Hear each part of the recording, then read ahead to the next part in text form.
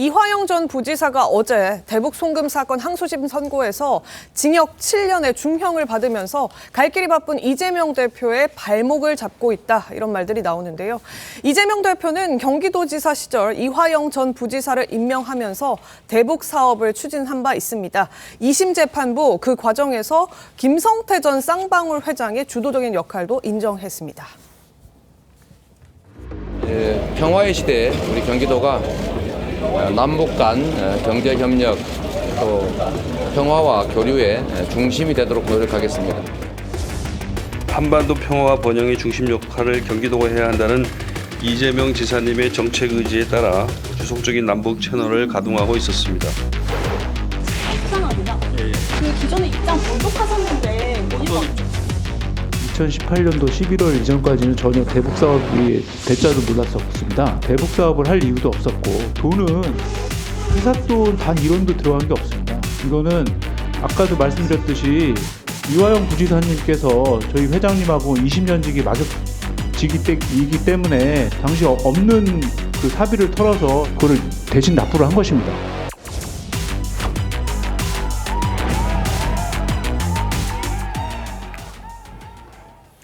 네, 이화영 전 부지사 1심에 비해서 1년 8개월이 감형되긴 했습니다만 대부분의 혐의에 대해서는 인정이 됐습니다.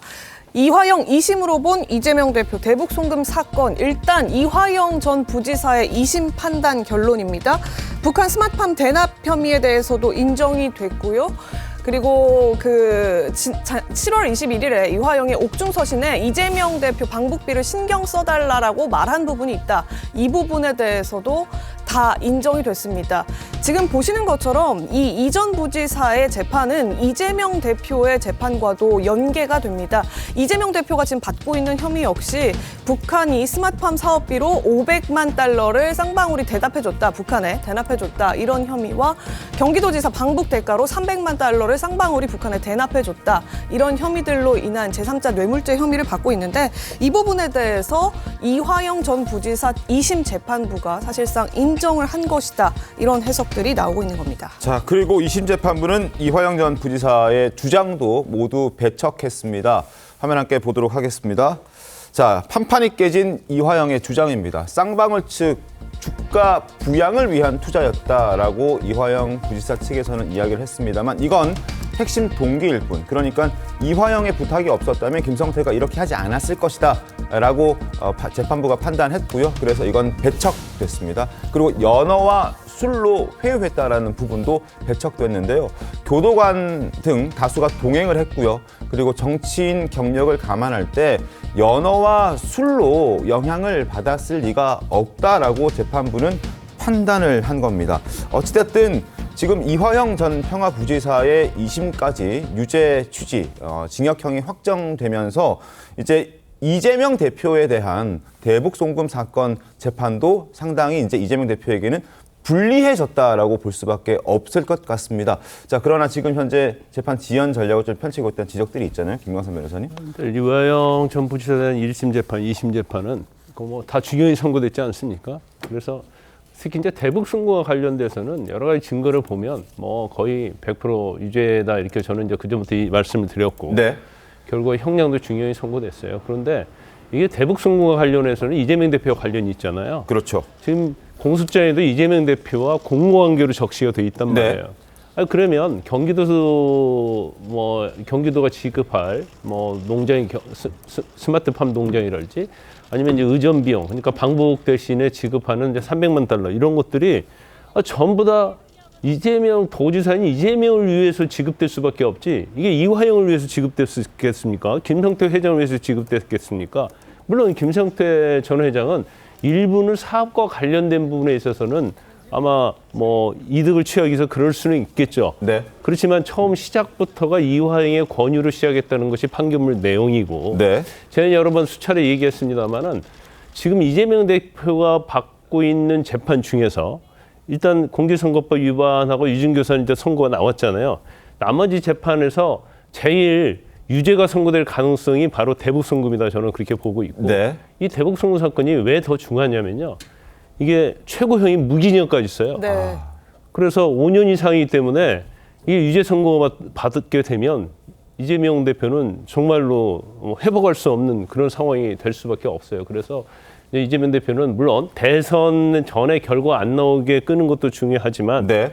어떻게 해서든지 이것을 끌고 가지 않으면 네. 지금 거의 뭐 유죄 확률이 2심의 이화영 재판이 선고가 되면서 뭐 엄청나게 높아졌기 때문에 본인이 제일 신경 쓰는 재판은 이제 대북 선거 사건일 수도 있다 이렇게 봅니다. 알겠습니다. 네, 지금 이 전 부지사의 진술에 대해서 재판부가 배척을 한 데에는 그나름의 이유가 있습니다. 저희가 그 근거가 되는 상황 하나 설명을 드릴 텐데요. 지금 보시는 것처럼 이화영 전 부지사가 과거, 그러니까 작년 6월에는 이재명 대표에게 북한이 이재명 대표가 방북할 경우에 의전에 드는 비용을 좀 요구를 했었고 네. 이에 대해서 쌍방울이 처리할 것이다 이런 얘기를 이 대표에게 보고를 했다. 그 당시 경기지사에게 보고를 했다. 이렇게 진술을 했었습니다. 그러다가 한 달 뒤인 작년 7월에 이 진술 자체에 대해서 번복을 한 건데요. 물론 1, 2심 재판부 모두 이재명 대표에게 이 전 부지사가 이 당시 대납 의혹에 대해서 보고를 했었는지 여부에 대해서는 판단을 유보한 상황이긴 합니다. 다만 이제 이 전 부지사의 진술이 저렇게 오락가락하고 있는 점을 들어서 사실상 이 사건 관련해서는 김성태 전 쌍방울 회장의 진술이 더 일관되고 정확하다. 그래서 김 전 회장의 진술에 더 무게를 두고 있고 김 전 회장은 그 직전에 이재명 대표 쪽에게도 이 관련해서 보고를 드렸던 바가 있다. 이렇게 진술을 했다는 겁니다. 지금 윤기찬 변호사님 이 부분에 대해서 무게를 좀 더 두고 이재명 대표 재판까지 좀 봐야겠죠. 그렇죠. 그러니까 이재명 대표에게 이화영 부지사가 이 방북 대납 비용 대납 사건을 사실을 보고했는지 여부가 이제 쟁점이 될 텐데 네. 실제 1심과 2심에서는 명백히 보고했냐 여부를 다루진 않았어요. 그런데 네. 신빙성을 판단할 때 살짝 비추긴 했죠.